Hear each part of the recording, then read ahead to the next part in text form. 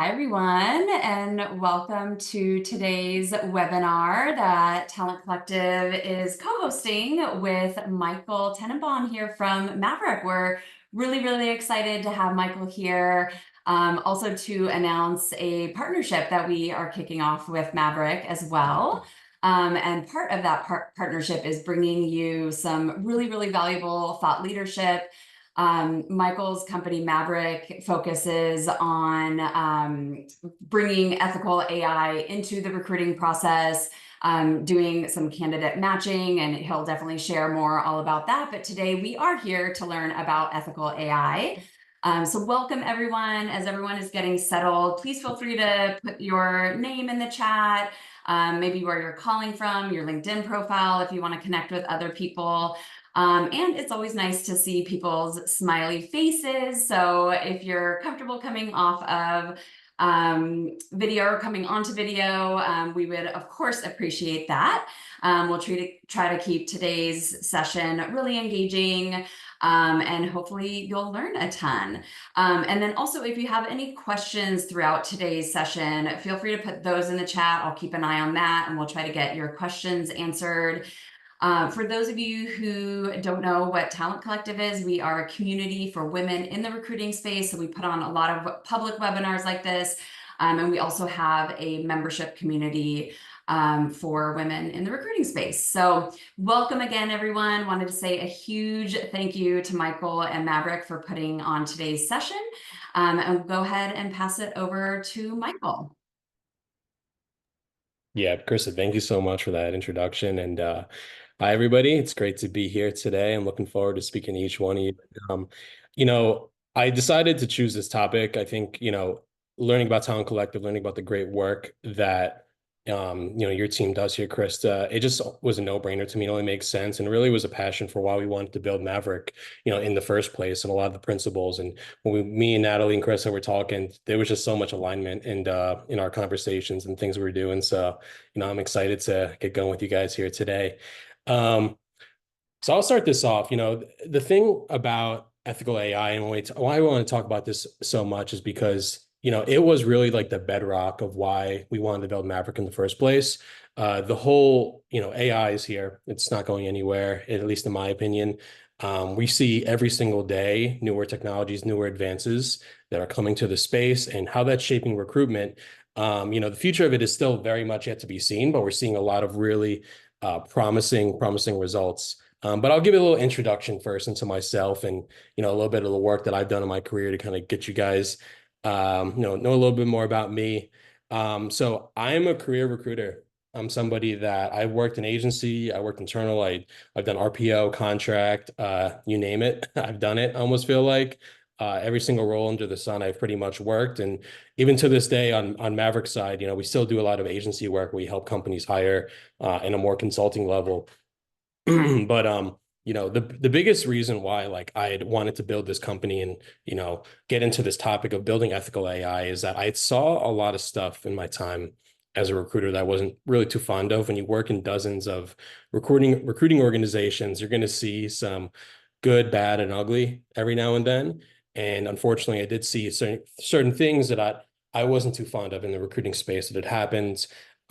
So I worked with my co-founder, Neil. We decided to build an AI platform that would help connect the best candidates and companies. And a lot of that goal was how can we create a product that does three things really well? That's build accuracy, allow people to have fun on the platform. Hiring, when you're trying to look for a job, it's probably one of the more stressful experiences of your life that you go through. It's most of the time. Some people are employed for, months on end, and it's a very stressful experience. So our product philosophy is why don't we just create something that is more so fun and interactive to use? That way people can take a little bit of stress off of what they're doing. And our whole other thing as well is we've seen a lot of biased hiring. We've seen a lot of people get discredited from opportunities based on their race, ethnicity, gender, all that stuff. But why don't we create something that is a little more unbiased in nature? And that really kind of boils down to our why. Our passion is creating opportunity for people. And I think that really ties heavily into what we're going to be talking about today. But I love to make these calls interactive. I don't want to just make it about me. So I'd love to maybe ask a few questions for everybody here in the chat. So If you guys want to respond, you could on the chat box. First question is, if you could with a magic wand change anything about recruitment, what do you think it would be? Give it guys a second because I know we got people popping in here.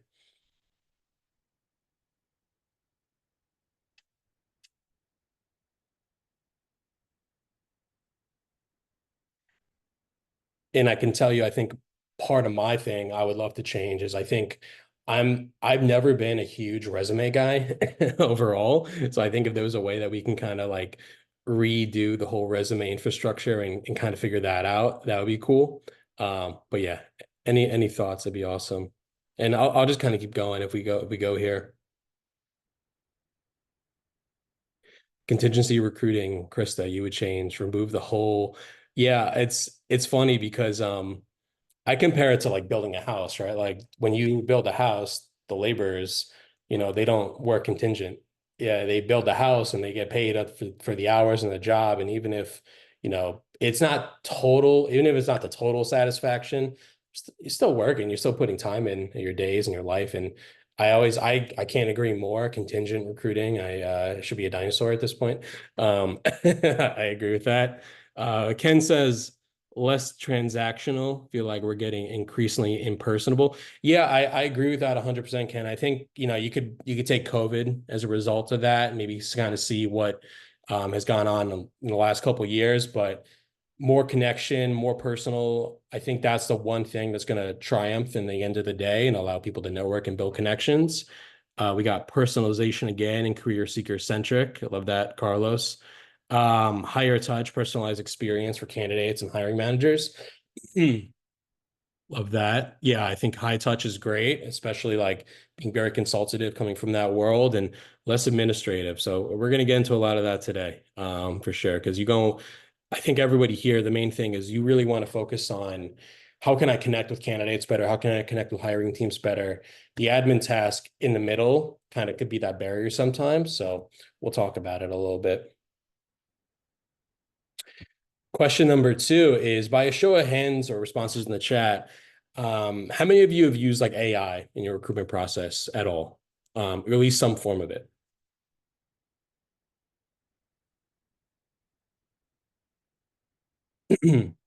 Thumbs up, thumbs up, thumbs up.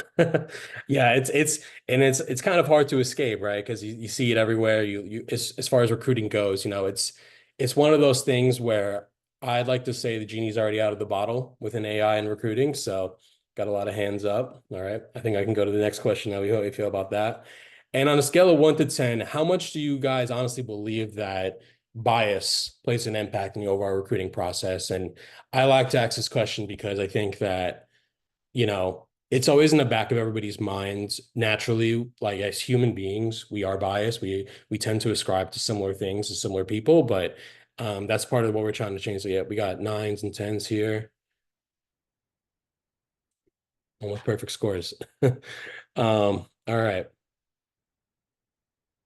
So we're gonna get into it. So I think, hearing all these responses, hearing what we have to say, it's clearly something that is pervasive in the space. It's something that isn't going away anytime soon. Candidate perspective, Greenhouse ran a report last year amongst a lot of different candidates in the space. They had found that 50% of respondents historically from underrepresented groups had found that they had experienced some kind of discriminatory interview questions, most commonly around age, race, gender. I think we all at least know somebody or personally been in a position where we felt discriminated in an interview before. It sucks. It's really not the good feeling at all. You don't want to come away from an interview, wanting opportunity to have that feeling. And I think this is a space where we really wanted to make an impact and, focus on as well. We did a lot of research here as far as like, let me move this chat box a little bit, if you guys can see. We did a lot of research here, kind of figuring out, how much opportunity is in the market, because I mentioned before, when you're talking about trying to improve bias in the space, you have to kind of look at the overall picture and see what's at stake here. So you can kind of see here that 49 million jobs each day are posted on LinkedIn. And we were just taking data from tech, seeing that was really our biggest product market fit and, the people that we work with. So about 2.8 million active tech workers in the US on LinkedIn. We got that from front engineers, product managers, machine learning engineers, general software engineers, designers as well. We ran real-time data as of like last week. We're able to see, this is a big number. We have 2.8 million tech workers actively in LinkedIn every day. That's not even counting sales or marketing or any of those roles. That number would obviously be way more dramatic. And we had done an open to work query where we kind of said, okay, like let's see how many of these candidates are open for work, like right now looking. Over 800,000 of them, of the 2.8 million, are open for work. That's a big number. That's nearing between 30 to 40% of the total active workforce of tech that is open for work. Unemployment in the United States is about 4%. And personally, we're not even talking here like sales or marketing in tech. We're not even talking about recruiting or HR in tech. There's so much, people that are in positions where now where they're really open for work and they're looking. And I don't think you can convince me that 4% unemployment rate is what the average tech market is going at. I mean, based on these numbers, I would range maybe anywhere between 10 to 15% as far as what it looks like. But overall, whereas I see this is that, we're in a position where like we do have a lot of open to work candidates in the market right now. And why that's so important is that we don't want to really be in a situation where we're discrediting people from opportunity if there's already like a lapse in opportunity to begin with. You can kind of see some of the eye-opening stats here. Typically white sounding names on resumes get 50% more callbacks for interviews than black sounding names. 48% of hiring managers admit that bias affects their candidate choice. I would argue probably more. I think it's a little modest. Women applicants, 30% less likely to receive a call back for interviews. These stats were all derived from Forbes, Bloomberg, LinkedIn, a lot of different places. But so we can couple like the fact that now we have, right now in tech, you can argue we have maybe a recession going on still. 2023, obviously not the greatest year. 2024, kind of still feeling the effects of that. And then we still have, bias in the space. So not only is hard enough to get an opportunity, but we're doubling down on the fact that like people aren't getting the right looks and the right opportunity itself. So that makes it twice as hard. And nobody wants to kind of be in that situation, kind of like the elephant in the room. There's a lot of open to work candidates in the market. Life as an unemployed candidate is really rough already. I've been there. I think everybody in this chat has been there in some capacity. And bias just makes it worse. Nobody wants to feel discredited from a role. Unbiased hiring statistically really hasn't improved much in the last few years. And, we kind of have to look at this from a perspective of like, it's not just simple fix. Like we naturally as people are, like I mentioned before, biased. And it's not like one solution is going to fix all of our problems. It's not. It's a multifaceted approach in the space and philosophy we all need to take. But I wanted to bring up today and really talk about some of the philosophies and ways that, we can each do that. I think on this call, we do have some heads of talent. We do have some people that are in positions where they can actually make an impact in their organization and help, get some change incorporated. So I'm excited to see what we can do. And I think, building Mavric, the biggest thing we were kind of just figuring out was like theoretically, like how can AI improve hiring? Like I've been in the space for about 8 to 9 years now.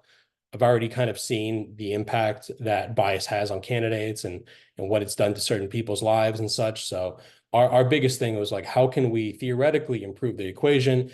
So biggest things is like, what if AI can improve our ability to be more unbiased? What if we can lean more into blind hiring? And I used a love is blind analogy. My wife got me on that show. Guilty. It's a good show though. And the reason why I like it so much is it's unconventional. And I think that sometimes like if you want things done right, you need to be a little unconventional. And the whole premise of the show, if no one's ever seen it before, is you meet these people, you go on dates with them. But before you even go on a date with them or get to meet them in person, you have a blind interaction. So you don't get to see them, you just get to talk to them. You don't know anything about how they look or none of that. It's kind of against the rules. You just have to kind of go based on your connection with somebody. And, I always thought to myself, like after watching the show, like, what if we leaned into that model? Like, is it possible that recruiting teams can do better not seeing somebody at first and just talking to them and having some kind of AI connector as opposed to us seeing you face to face and making that firsthand judgment? But again, the part of the other theoretical solution is, how can we build a multifaceted approach that combines human-centered connection with AI integration, because at the end of the day, it can't just be AI making all the decisions for us. You guys seen Wally, you know how that goes. You want to get into a position where humans are always in a position where we're at the helm, we're making those decisions, and we're using AI as a smart filter or inhibitor, essentially. Some of the top three issues I see, just being honest, with AI and ethical hiring, because the biggest, other topic that's going to come up is like, okay, like let's say we incorporate AI into our ethical hiring process. There's also ramifications to that too. There's a few different things that you can talk about, but I decided to take three that are the most common: algorithmic bias, transparency, and data privacy. Um, Algorithmic bias, the biggest thing is that the AI doesn't program itself, the people do, theoretically. So people are going to program the AI to be all kinds of different, look for all kinds of different filters and different things. And depending on how you want to structure that, that can also lead into bias as well. So it takes engineers and executive leadership and stakeholders that are in alignment, where if they're really going to implement AI into the recruiting process, they're not just going to do it in the way that they want in their thinking. They're just allowing the AI to run based on their thoughts and their controls. That's not always the best thing, because that's what leads to algorithmic bias. You kind of see that if, let's say, you go on TikTok or Instagram, your algorithm is based on like whatever you're liking, whatever you're prescribing to. The same thing applies to when you're looking through candidates and what kind of people you want to see. You tend to have preferences, but that's something that you kind of want to see as a red flag when you're building AI for your company. Transparency, like part of the thing is that, like, just because AI is going to do something like stronger, better, faster, you don't want to minimize candidate experience, and you don't want to get into a situation where we're being less transparent with candidates. Now we're losing that human element in touch. And that's a big deal with like ethical hiring, is that like you can automate so many things now. Like it's crazy the amount of things you can automate. But like, let's say you get into a situation where you bulk reject and you automate and you completely, like, you don't even send people follow-ups or proper guidance around that. That's not a very transparent process. Even though maybe it's more effective theoretically to do that, it's not transparent. It doesn't really help anybody grow in their career, and it doesn't really do anybody a service. And then another issue is data privacy. We're feeding, and I know that I'll tell you this from my company.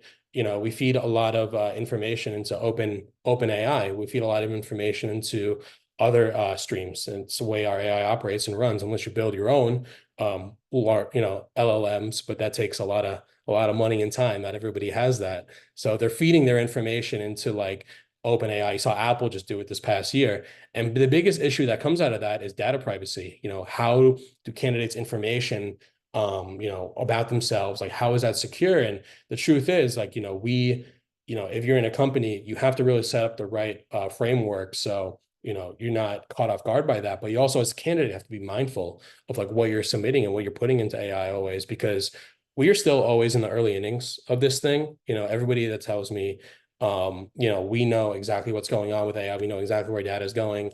I call BS, because I know at the end of the day, the way these things work, you typically go through a process of like finding out something is too good to be true always, and it actually is. So I think the most important thing, if you're a company utilizing AI, is you really want to be very cautious around candidate data and how you're utilizing it, because that's very sensitive information. You can get phone numbers, addresses, all kinds of stuff in that. So that in and of itself can be an issue that is a massive red flag. And top advantages of using AI and ethical AI. And the reason why I wanted to put the disadvantages first is because I don't want this to be something that we talk and it's just one side flips a coin. There's obviously going to be pros and cons to everything, but I think the biggest advantages that I see are like things that help you do your job a lot better. You see Patrick in the do nothing, do list nothing. And sometimes when you use AI in a long way, it kind of feels like that. It feels like, wow, I'm not really doing a lot here. It's like I'm kind of on autopilot. And that part of it is kind of the beauty of it. AI can help us in a lot of ways. We can go through the process of automated resume screening, enhanced candidate matching, tech that does promote blind hiring, for example. So the advantages, whether it outweighs the cons is up for debate. But we kind of see here that, there is a lot of ways in which, we can structure our organization and work smarter, not just work harder. We have recruiters that are, I think recruiters are the hardest working people in business. And I think they're the most important people in business. And it's not just because I was one. It's because, Steve Jobs said, and you gotta trust that guy, right? Steve Jobs said, people are the most important function of a business. It's what gets everything going. If you hire the wrong person and you are in a sub 50-person company, that is completely felt way more than you being a behemoth of a company. If you want to build anything successful, you need to hire great people. I think that's the most important thing that you can do in business. And that's why I think that if you're approaching AI in this way, and if you could find advantages in automated resume screening and figuring out how to match the best candidates, I mean, all the power to you is what I feel. I kind of drew up this chart that kind of says here a little bit like how will AI and ML likely impact recruiting. You kind of look here from highest to lowest, from automation potential to human touch with added value. We see like the lowest ways that AI is going to impact recruiting is like things like negotiation, like making the close. Might have some agency recruiters in here that are just like, just like preach. Like I don't think that's going away anytime soon. People are not software. People are rational. They do things all the time that we don't like. Like how many of us have had like the best candidate you think of, and the last second they pull the rug out of you, and it's just like, oh, actually, like I got another offer, or never mind, I decided it's not for me, and that's a human connection. That's the part that you can't replace, no matter what. I don't, and I'm talking from a guy that runs an AI company, and I'm telling you, like you will, and I talk to a lot of CEOs about this. That part you will never, ever, ever complete. You need to have that interpersonal connection that is going to make that close, drive home that story, allow that connection to be real and authentic. And that's what, you're not hiring robots, you're hiring people. So that's what really you need in that sense.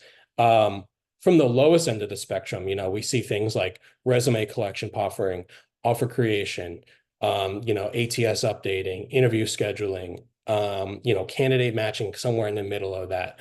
There's a lot of technology that's coming out by the day, and not just me. It's a lot of different devices and different companies out there that are incorporating, different tools to different areas. I think personally, like, we're coming to a point now where AI is getting so good that the sourcing, the scheduling, and the overall assessment of candidates is becoming a lot easier than it ever was in history. Sourcing was like a job that I would do when I'm watching like a Netflix at night, and I spend like 2 hours a night doing that, and or I just have a sourcing team and do all that stuff. But it's becoming to a point now where we're seeing tools like Juicebox AI and other great things out there that can automate part of the process for you. We see tools like Houndly that are allowing us to, just send automated candidate updates and reminders. A lot of great resume parsing tools out there as well that are extracting keywords and such. So I think I like this chart. It allows me to kind of see and assess like where I want to look through my recruiting process or other people and see like, what can I automate and what I shouldn't automate. And I think if you're in a position where you want to see, okay, I run a recruiting organization, I'm a head of talent, or I'm a CEO of a company, I need to make really educated, good decisions on how I want to go about this process overall. And, I like this GIF because every time we talk and, he'd say, it's like, I don't really buy the AI thing. I just do things as I do them. And, we go into like the whole process of like not relying on AI at all, not doing anything about it. This is kind of my facial expression. This is kind of how I am. And the reason is because you know, I was just at an event in Vegas a couple weeks ago, HR Tech. There are so many good companies that are coming up from the ground. There are so many good companies, whether it be me, whether it be anybody else. It doesn't really quite matter. There's dozens of companies, I would say every month, coming out with some kind of new AI device that's helping recruiters out with their job. And I think at this point, it's clearly here. We see AI being used around us all the time. I'm in the mindset of use it to work smarter, not harder. Don't ignore it. It is what it is. You have to kind of, really incorporate it into your process because it's one of those things where like you hate it or love it, it's here. Um, Totally not biting off 50 cent there. Um, and in terms of, tech that we can use right now, I get a lot of like, what do I want to do? Like if let's say I want to incorporate AI into my recruiting process and maybe make it so that I'm hiring and I'm trying to be more ethical in how my approach, but I also want to utilize technology. I don't want to utilize everything that I know or my team knows. I want to try to see what I can do. There's a lot of really helpful tools out there. I could recommend candidate matchers and resume screeners. Paradox AI does a really phenomenal job at that. Seek Out, and obviously our product as well. We do a lot of that. Automated sourcing. I think Juicebox is a great tool. I would use. If anyone's ever used that tool, I think it's one of the better ones that have come out in a very long time. They're pretty much all about, you know, typing in like a GPT, what kind of talent do you want? And you're going to get it like in real time. Maybe that saves your recruiting team a lot of hours, who knows, but it's very good. Fetcher AI, you basically get like a windfall of candidates. Just tell them what you want, you get it. And Hire Easy, it's a database that has like millions of candidates that you can source and go through. Fair tech-driven interview assessments. We have tools like Test Gorilla. I've used this tool. It's one of my favorites in the market. Whereas, like, how many recruiters have been in a position where, like, you talk to an engineer, you feel like you don't know what you're talking about. You're going through like these screening questions. You're going through the process of like trying to understand their tech stack and what they're doing. I think a proper recruiting process will always be fair who they're speaking to, because it's fair. And I think it's fair to say, like, when I talk to a tech candidate or anyone like that, I'm like, dude, you're way smarter than me. Like, you know things that I do not know. And the truth is that, like, I think every recruiter needs to kind of humble themselves to the fact that when you're talking to an engineer, don't talk to them as if like you are completely at the point where you know everything they're saying, because you don't. The truth is, like, we only know what they're telling us. A lot of hiring teams here could probably say, like, I've hired an engineer that I thought was great. They said all the right things and they got into the job and they sucked. And, nobody really wants that feeling. So I think that what's only fair for you, the candidate and yourself, is trying to create some kind of fair tech-driven interview assessment that allows them to, really dive into their process and really see their code and analyze it and really work with the tech team. So Test Grow is a great example. We got the founder of Ropes AI actually on this call. Shout out to him. His name's Ken.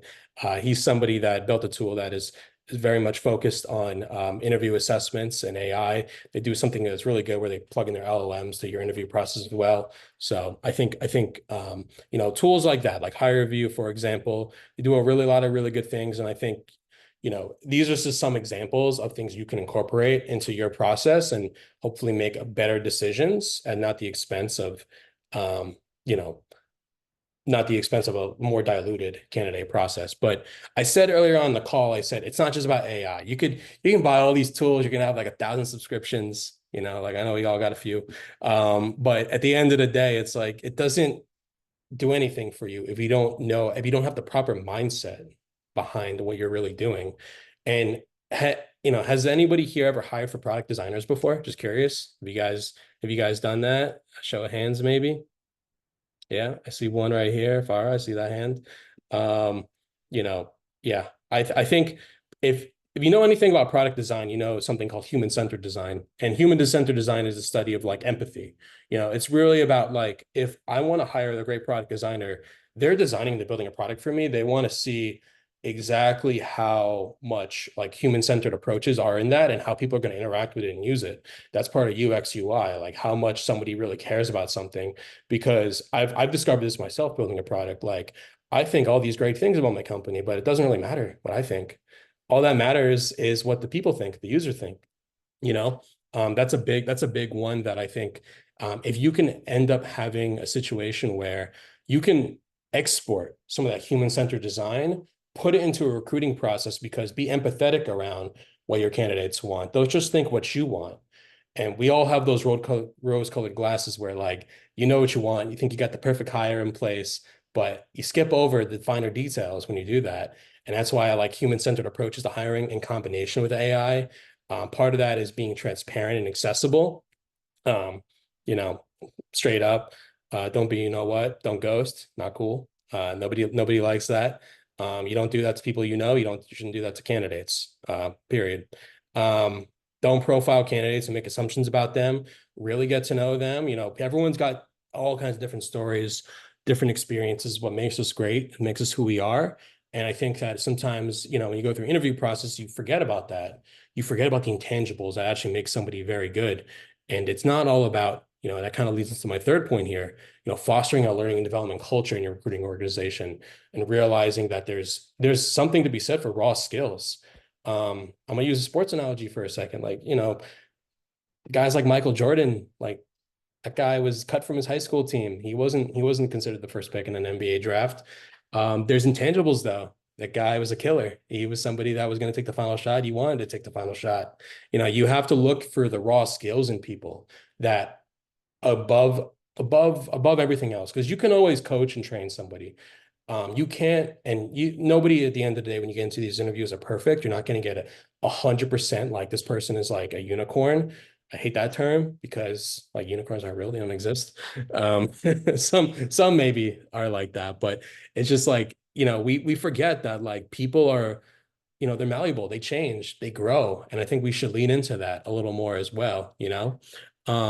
Being consistent. And I think that's just like when you're talking to people, just being consistent about your expectations with them, but as well as yourself. Just go through the hiring process, even if you've already theoretically in your head made a decision of what you want in a candidate, go through the process, run it through the whole way, because you don't know what you're going to get out of somebody. People like can turn like I always tell people in an interview, if you take an interview and you think you're bombing the first 5 minutes, don't give up. You can flip it around the next 25. Things can change, things can happen, and same way in a recruiting process. And don't just hire people that look and sound like you. I think that's pretty obvious, but that's really it's obvious, but at the same time, people do it so often. And you wonder like why that is. Why is it that people just like you look at a company, you ever see those career pages where they just see everybody look like kind of like copy and paste of like one another? It's like a little sometimes you see that and you say to yourself, okay, I see how this goes. But the truth is that like that's really the issue with ethical hiring is that if you have that mindset going into it, you're never going to have an ethical process around how you want to get the best talent overall, and you're just discrediting, so many people. Recruiting practices that cause bias hiring. So again, leading into human element here, when you do an interview, there's a lot of things to really think about and kind of acknowledge. First impression error. Someone says something to me I don't like. My first impression is like, I hate that guy. I don't want to talk to him anymore. I understand why people feel that way. I don't discredit the feeling of first impression error, but I think that when an interview comes out, you have to really consider like all facets. Somebody's nervous, somebody maybe fumbles and says the wrong thing. Like, we've all done that before. We've kind of fell on our face in a conversation and didn't really say the right thing at the right time, but you can't take that and and unfortunately it happens, but you can't take that little hiccup and discredit that for like 10 years, let's say, of experience or degrees, whoever this person is doing. Because I think that in of itself is you're just not setting yourself up for success there to get the best people. Group think, let's say we get into a process where we have groups of people interviewing one candidate, which I hate, by the way, but that's a whole separate topic. You get into a topic where you do a group think. We all have the same philosophy. We all have the same methods of hiring, and we're all thinking the same thing. You know, I think I would stray away from that just because, again, if everybody is biased towards one opinion, theoretically what happens, people are going to get ruled out right away. Halo horns effect. That's really like taking one like detail. And I'll tell you from the point of like, we do this all the time as recruiters. Someone like has a tech stack that they just don't know. Like, I need somebody in Python, and they're like, I'm not that great at Python. You're gone. I don't want to talk to you anymore. I understand the perspective of like why we don't want to talk to this person or maybe interview them because they just are not that much of an expert in it. But I think some people make their decision in that moment, and I don't think that's the greatest practice in the world. Let's hear out and see how they've grown in their career. Let's see like the tech stacks they use and incorporated. Let's see how quickly it takes them to pick up a tool, technology, and run a code. Because as any engineering recruiter or any hiring manager would tell you, it's really in like that first like 3 months where you know how good somebody is in a role. You get to see like how good like the code reviews and seeing like what exactly they're doing in the job itself and how much like hand-holding that's taken place. If you find that the person is really growing very well into the role, that might be something that you want to consider. Um, Ambiguity effect, kind of just like somebody says something you don't really understand, or like otherwise like something is a little bit of unknown. So you're just like, I don't want to talk to them. You just ask more questions, dial in a little more. Like, what did you mean by that? Can you explain it? Just because you don't know somebody something, or something is maybe not presented as clearly as you would like it, doesn't mean that they're not good candidates. Similarity bias, like kind of talking about we all hire the same, like every single like person is the same kind of school, the same kind of background, even the same kind of clothes. Like that part is not good because you want to hire from different experiences, different races, different ethnicities. I think that's part of the thing that when I look at gender bias, when I look at racial bias and beauty bias, like those are the most unfortunate biases, in my opinion, because people can't change that. You can't change who you are, and nor should you ever change who you are for somebody. And when you're in an interview, and I'm talking from a candidate perspective, you are completely vulnerable in that moment in time. Like nobody knows who you are. You are just there. You're trying to get a job. You're trying to advance your career. And I think discrediting somebody from that is the most unfortunate thing in the world because you really could be getting a great person, a great candidate, great colleague, great friend. You don't know what you're getting. And I think that, when I always hear about how companies want to run and improve their recruiting process, if you don't have that checked out, if you have the wrong people at the top when it comes to this area, you'll never have good people in your company. You'll never have a good company, period, because you're just discrediting pretty much so many people and everything in that sense. I think I said a lot, but I know that organizations and how they want to hire is subjective. Companies are going to do what they want to do.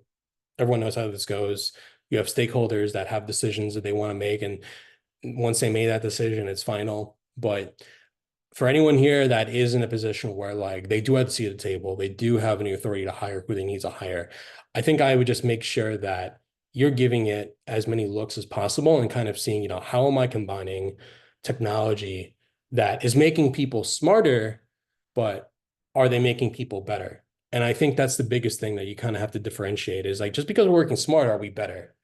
Um, the verdict is out on how companies doing it right now, where we're so like early in the game in AI and recruiting.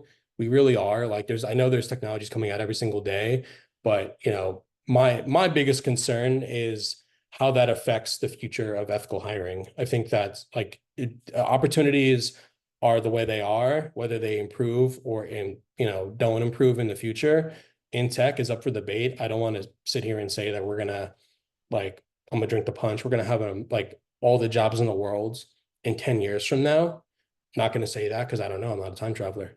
But the truth is, we can control how we treat people. We can control the processes in which we are unbiased and how we just help people overall. We can control that. Um, and really recruiting, like I said here, like if you're using the wrong tools and you have the wrong people, you're not going to build the right house. Kind of what we are talking about earlier on, Krista, is like recruiting is like building a house, and you want a great house, you have to have great people and great tools to go with it. Um, so what I'm going to do, guys, is I wanted to talk about a little bit more about what we're building on our side over here, because a lot of the passion that I have for wanting to make sure that candidates are getting equal and fair opportunity. That's really why I built Mavric.io. I built it because I've been in a situation where I was that kid from Queens, I had to get on the A train every day, 2 hours to get an opportunity, work in Manhattan, work in the city.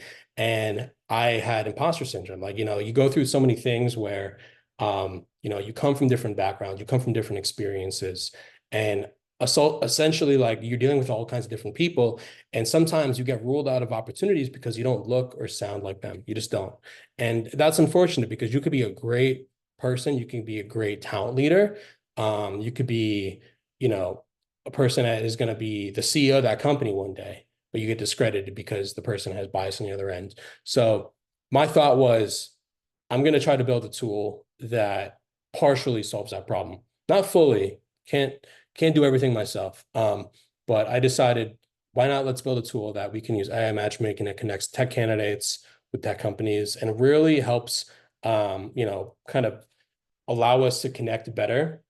The whole premise of why we built this product is, on our product, we actually hide faces and identities. We don't show that. Um, that was a big reason why I'm partnering with a lot of organizations right now, because we're putting our money where our mouth is. We're testing out this theory that um, you know, you can hire somebody based on skill-based assessments and not seeing them at first and making a blind hiring decision as well. So that's part of what we do in our AI. We're able to skill-based match people for who's a really good fit, and we don't show their names, we don't show their identities, we don't show none of that unless you include it on the resume that's seen. But we're keeping it very anonymous, and the reception has been interesting. We've had a lot of like hiring teams that like, this feels weird. I don't know. Like it doesn't feel like something that like, I don't know if I can get behind, but other people love it. But it all really kind of depends. And like I talked about a little bit of that love is blind approach. That's kind of like the some of the tools that we took out of it as well. But yeah, I'll show you guys right now essentially our product and how we look and what we're doing right now. And we'll take questions offline around our product. We'll talk about it. If you want to book time with us, there'll be a time to talk through it. But this is just an example of maybe something that, if you're thinking about different tools in the market, different things that like, how can I go through a process where I don't want to like just my team, I don't want them to rely on the same biases they want. I want us to hire more equitably and fair. What can I do? So within our product, what we offer is like kind of like the Tinderification, a Hinge of LinkedIn. You basically right swipe, left swipe who you want. The whole part about being fun and accessible, we wanted to add. What happens is candidates enter their resume into our products. Our AI is pulling candidates in that are a good match for your jobs. You can add jobs in here that are within tech. And from there, you're going to get a list of candidates that are a good fit. So typically what happens is that you'll get a percentage match score on top, determining like how good of a candidate is this for your job. We use the resume predominantly. We're able to kind of see like, okay, how much of like the candidate's actual skills are needed for this job, and what's the percentage match score. Our way our AI runs is that like it only really presents candidates to you that are at least above a 70% match score fit. And I've had mixed reviews on this. People are like, you're discrediting the people that maybe are like a 60, 69 or like whatever number, like below that. And the reason is, I see what happens on LinkedIn. I see what happens in the process of, you have hundreds of applications, and it's kind of like that crab in the barrel syndrome where everybody's trying to get an opportunity. And that in and of itself, like, is not really the greatest thing as well, because you're discrediting a lot of people that maybe they need it. Maybe they're like really qualified for it. They actually have a good resume and a good fit. Most hiring teams want to go through maybe like 15 to 20 resumes as opposed to like 1,000. And that's, you end up having a situation where it's hard to kind of go through and navigate and see. So in our model, how we do it is candidates write up about themselves. They include their resume. They write their years of experience, whether they're urgently looking. We added this feature because it's, on LinkedIn, you could literally like be a company and say you're not supposed to do this, but you can see who's like in your company is looking to want to leave. And it's not right to do that. It's illegal, but people do it still to this day, where like they want to see like who's open to work and leaving. And I think LinkedIn, not trying to throw shade, but I do think that there needs to be something done about that, because that's been an issue for a lot of years now, where it's candidates or companies doing that against candidates. But we added so where like you can either right swipe, left swipe on a client or a candidate who you like. When you right swipe, they automatically get the results of you wanting to talk to them. And from there, they're able to kind of go through the process and see like, okay, I want to talk to this person. Let's chat. Let's talk. And then once they get that right swipe notification, we're automatically updated, and they say like, okay, like we can set up an interview. Our tool is a matchmaker predominantly. That's really what we do operate and do. And we're in a position where we're still an early company, we're still growing, but our biggest objective is we want to create a scenario where candidates do not feel like they are ruled out before they even get an interview. They don't want to be ruled out because they have a funny name. or there may be a female engineer, or there's someone that like they're not like looking at, because like we don't want this kind of person in our organization. We want organizations to kind of put the money where their mouth is and say like, this person looks great on paper, like I want to hire them.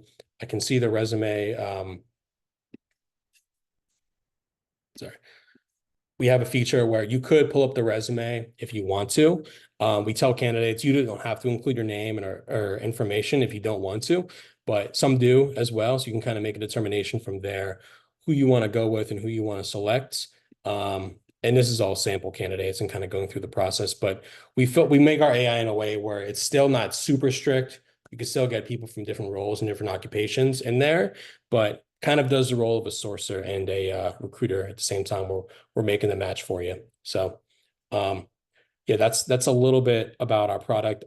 We do it based on swipes. We do it based on credits. So, very similar to if you're using your favorite apps, for example. And the biggest reason why we built it was really just because we just saw, issues in the space, and we just want to take matters in our own hands. We don't think there's a lot of products in the space that are very intuitive, easy to use, maybe like apps like Tinder or Hinge in recruiting. And I think that's something that, for us, we wanted to see how users will interact with it and kind of see it as well. But that's the end of my chat today. I wanted to talk with you all if you wanted to do a personal call. We have a few things on our side. We have community, we have podcast, we have our products.